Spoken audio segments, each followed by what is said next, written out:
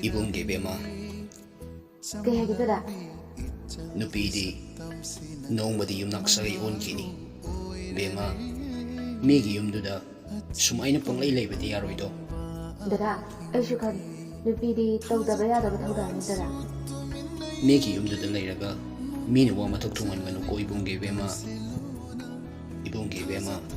nang na thantani tawbam thokpa ahangi seba tawgadabani ko ibema ahanna yadaba thabakti nang kak tawganu ko Dada, dada gi ya thang kan ni dada.